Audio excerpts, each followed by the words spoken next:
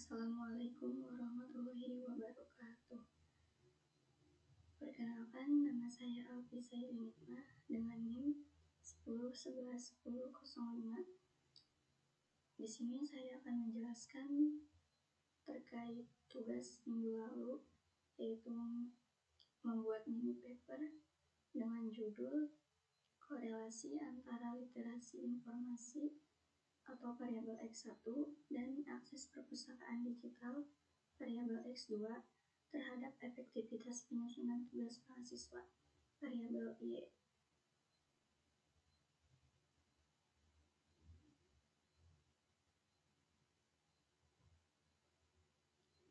Ada latar belakang, yaitu mahasiswa perlu mampu mencari, mengevaluasi, dan menggunakan informasi secara tepat dalam kegiatan akademik.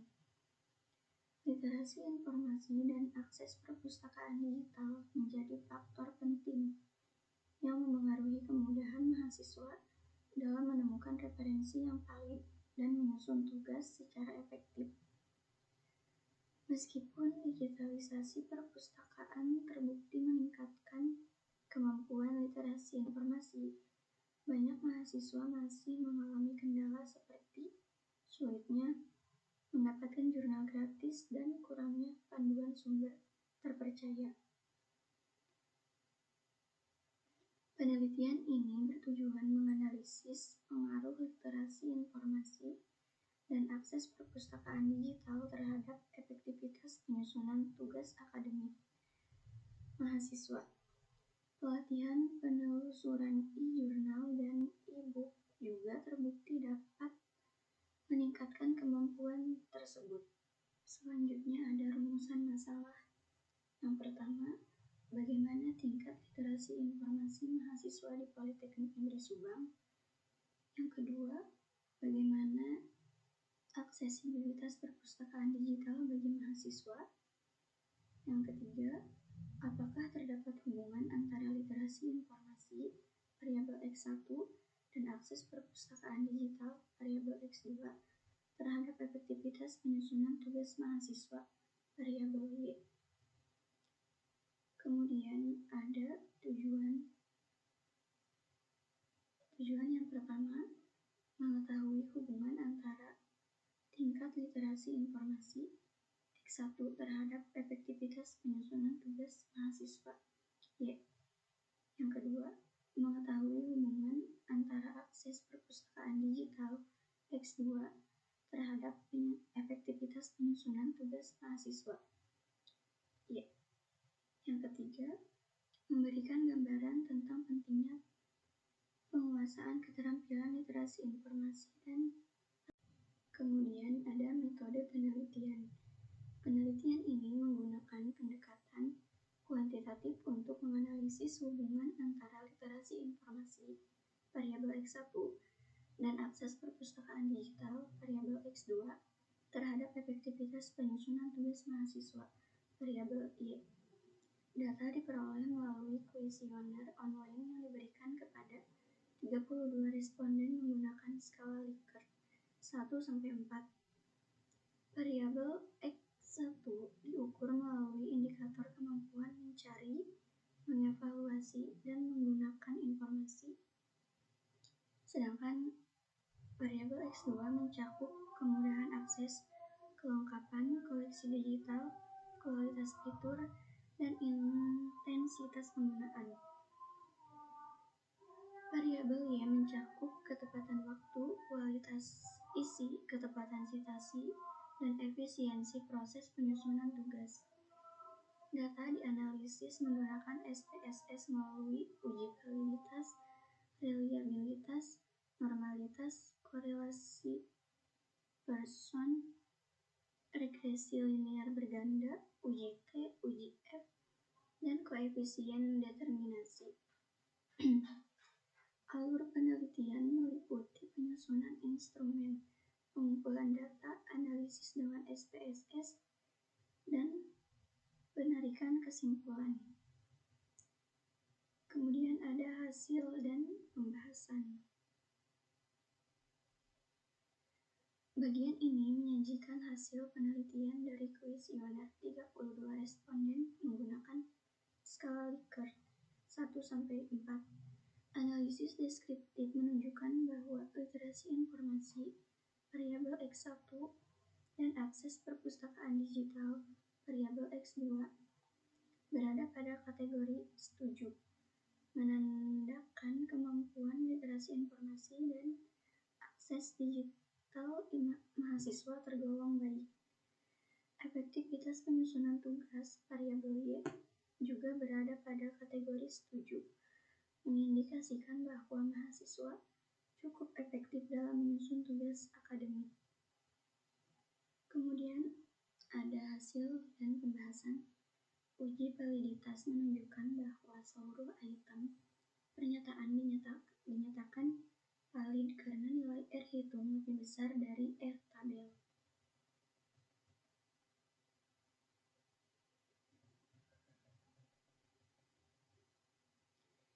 Selanjutnya, uji reliabilitas juga menunjukkan hasil reliable. Dibuktikan melalui nilai Cronbach's alpha lebih besar dari 0,7 pada seluruh variabel, sehingga instrumen dinyatakan konsisten dan layak digunakan dalam penelitian.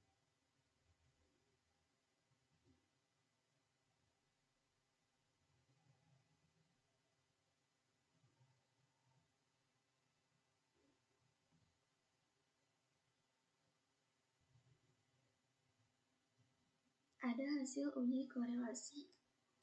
Model regresi dikatakan berdistribusi normal jika data plotting atau titik-titik yang menggambarkan data sesungguhnya mengikuti garis diagonal. Berdasarkan gambar di atas, titik-titik menyebar mengikuti garis diagonal. Hal ini menunjukkan bahwa data berdistribusi normal sehingga model regresi memenuhi asumsi normalitas. Yang kedua ada hasil uji multikolinearitas, tolerance, dan fit. Tidak terjadi gejala multikolinearitas jika nilai tolerance lebih besar dari 0,100 dan nilai fit lebih kecil dari 10,00.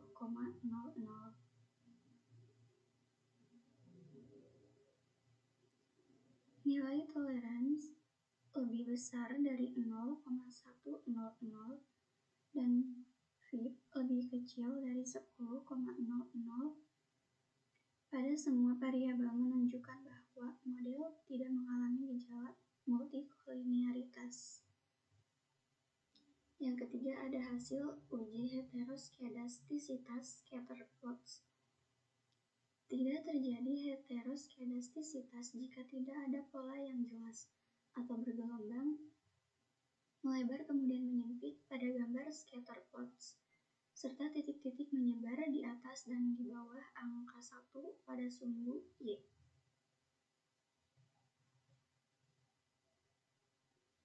Titik-titik menyebar secara acak dan tidak membentuk pola tertentu, sehingga dapat disimpulkan bahwa tidak terjadi heteroskedastisitas. Hasil yang keempat ada uji autokorelasi Durbin-Watson. Tidak ada gejala autokorelasi jika nilai Durbin-Watson terletak antara 2 sampai dengan 4.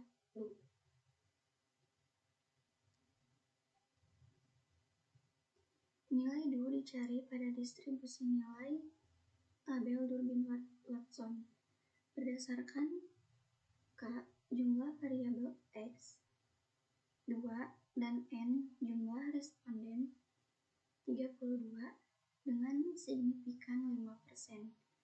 DU 1,5736 lebih kecil dari 1,689 lebih kecil 4 DU, yaitu 2,41. Artinya tidak terjadi gejala autokorelasi. Hasil uji T parsial regresi linear berganda berdasarkan nilai signifikansi. Jika nilai sig lebih kecil dari 0,05, maka artinya variabel independen atau X secara parsial berpengaruh terhadap variabel dependen Y. Variabel X1 literasi informasi berpengaruh terhadap variabel Y, efektivitas penyusunan tugas mahasiswa. Variabel X2 akses perpustakaan digital tidak berpengaruh terhadap variabel Y, efektivitas penyusunan tugas mahasiswa. Selanjutnya, hasil uji T parsial regresi linear berganda berdasarkan nilai hitung dan tabel. Jika nilai T hitung lebih besar dari T tabel, maka artinya variabel independen atau X secara parsial berpengaruh terhadap variabel dependen atau Y. Rumus mencari T tabel sama dengan A per 2 N kurangi K dikurangi 1. X1 2,893 lebih besar 2,045 sama dengan berpengaruh terhadap Y. X2 1,865 lebih besar dari 2,045, yaitu tidak berpengaruh terhadap Y. Hasil uji F simultan regresi linear berganda berdasarkan nilai signifikansi. Jika nilai sig lebih kecil dari 0,05, maka artinya variabel independen atau X secara simultan berpengaruh terhadap variabel dependen, yaitu Y. F sama dengan 12,455 dengan sig sama dengan 0,000 menunjukkan bahwa X1 dan X2 secara simultan berpengaruh signifikan terhadap Y. Selanjutnya, hasil uji F simultan regresi linear berganda berdasarkan nilai hitung dan tabel. Jika nilai F hitung lebih besar dari F tabel, maka artinya variabel independen atau X secara simultan berpengaruh terhadap variabel dependen atau Y. Rumus mencari F tabel sama dengan K titik koma N dikurangi K.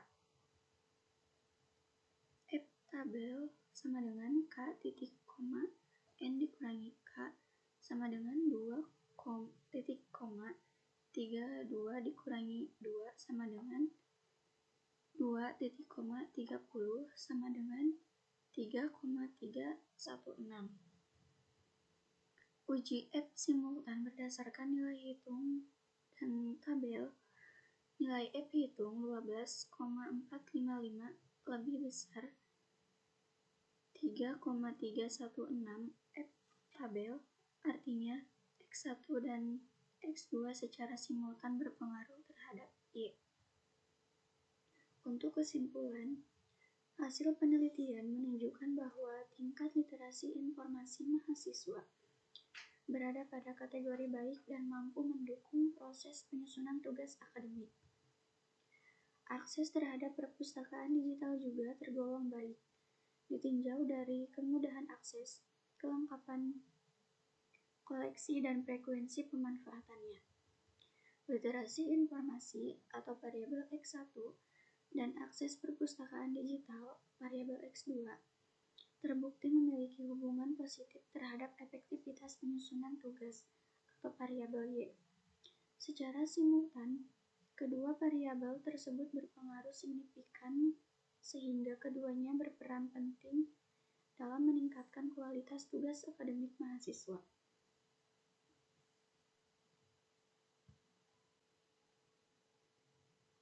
Selama mengikuti mata kuliah statistik dan probabilitas, saya belum terlalu menguasai teorinya. Tetapi, saat praktikum menggunakan SPSS, saya cukup memahami dan bisa mengikutinya dengan baik. Sekian presentasi dari saya. Wassalamualaikum warahmatullahi wabarakatuh.